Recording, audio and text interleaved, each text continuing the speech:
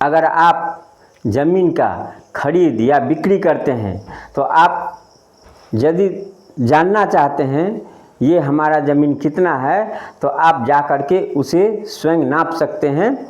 एक जो इंची टेप का फीता बड़ा वाला कपड़ा वाला होता है उससे जा कर के आप ज़मीन को नाप सकते हैं और नापने का फार्मूला मैं आज आपको इस चैनल पर बता रहा हूँ।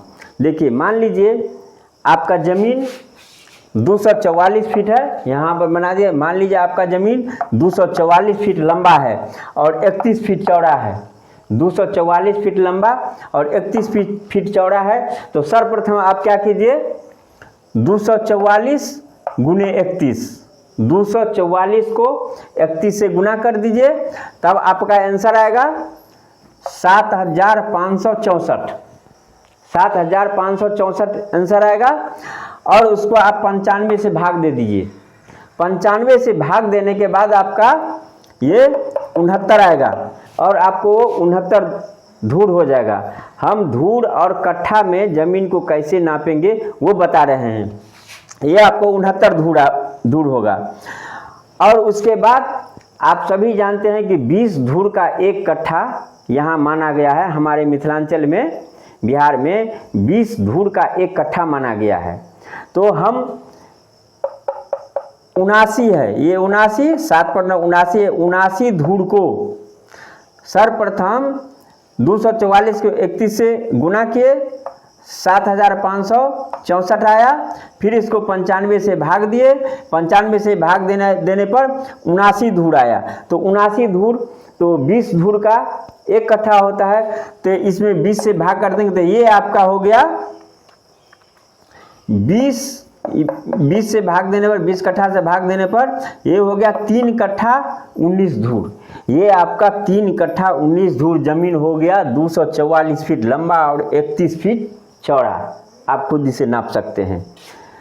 इस चैनल को गौर से देखिए, ध्यान से देखिए। हम आपको ज़मीन का हर नापी का हिसाब के बारे में अभी हम बता रहे हैं। इस चैनल को, लंबा चैनल होगा लेकिन गौर से देखिए, आपका ये काम आएगा। अब देखिए, कोई ज़मीन मान लीजिए 200 फीट लंबा होगा। एक भुजा इसका जो है ज़मीन में एक भुजा 200 फीट लंबा होगा और एक भुजा 300 फीट लंबा होगा और एक भुजा 80 फीट होगा और एक भुजा 60 फीट होगा। यानी कि इस ज़मीन का चारों भुजा बराबर नहीं है। एक है 200 फीट लंबा, एक है 300 फीट लंबा, एक है 80 फीट लंबा और एक है 60 फीट लंबा। तो अब हम इसको कैसे नापी करेंगे। सर्वप्रथम इसको 200 फीट लंबा है और एक भुजा 300 है। तो 300 और 200, 200 गुने जोड़ 300, 200 और 300 को जोड़ देंगे तो ये आ जाएगा 500। 200 और 300 को जोड़ देंगे तो ये आ जाएगा 500। इस दोनों भुजाओं को जोड़ने के बाद आ जाएगा ये 500। तो 500 को हम आधा कर देंगे तो वो आएगा 250।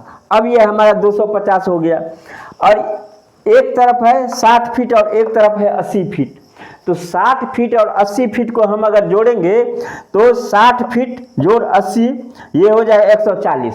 तो 140 फीट को हम 2 भाग में करेंगे तो ये हो जाएगा 70 फीट। अब हम क्या करें, हमारा 250 और 70 फीट, हमारा 250 फीट लंबा और 70 फीट चौड़ा ज़मीन निकल गया। जब तो हम अब क्या करेंगे, 250 गुने 70, 250 को 70 से गुना कर देंगे।